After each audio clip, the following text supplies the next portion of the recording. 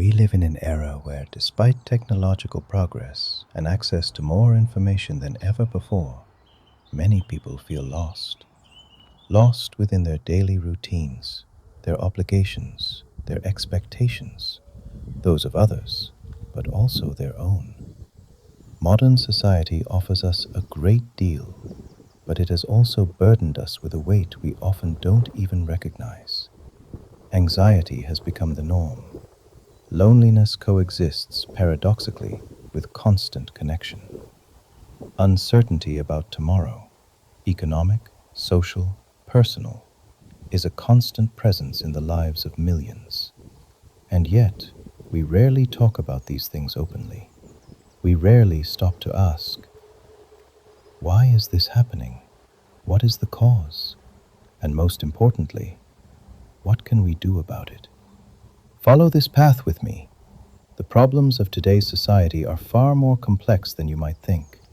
And here's the thing, that's not just my opinion.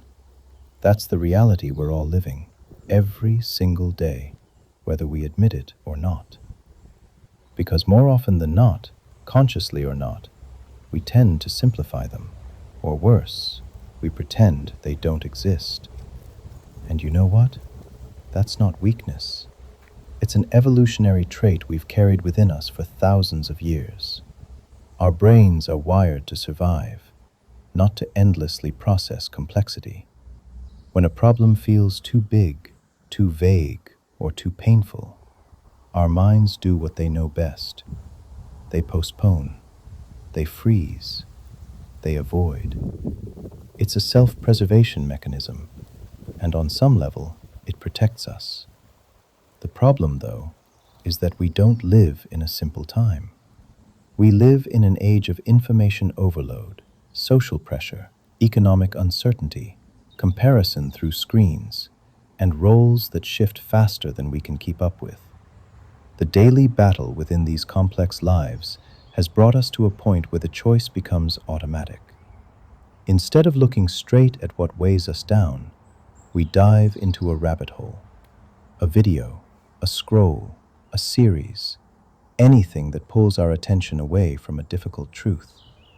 And so, slowly, we don't solve. We postpone. We don't face things. We avoid them.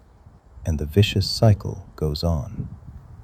I want to pause here for a moment, because procrastination, that thing we usually blame on laziness, is almost always a response to fear.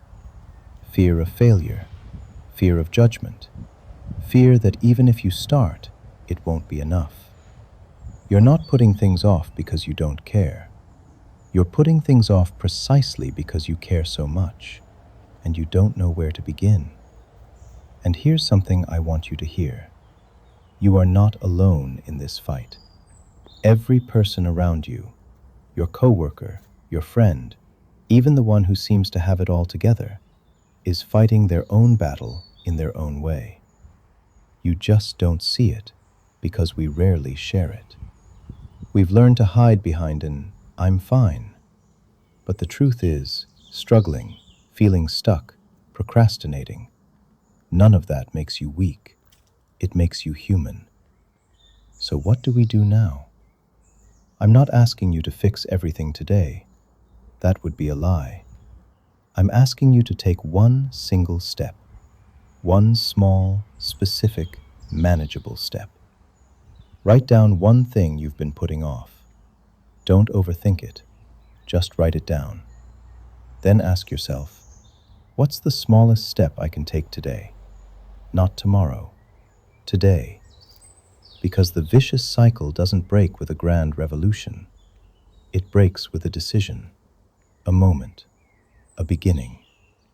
And if you find yourself in that place, feeling stuck, exhausted, or simply lost, remember this: you are not alone. And that, in itself, is worth hearing. For the rest of this path, I'll let you think. Let the images guide you. Let the whispers of this forest dissolve the boundaries of reality. And when we reach the end, leave me a comment. Whatever is on your mind, whatever you felt, whatever surfaced when everything went quiet, because every thought matters. Every voice deserves to be heard. Let the tide of your emotions wash away what time slowly fades. You are not alone.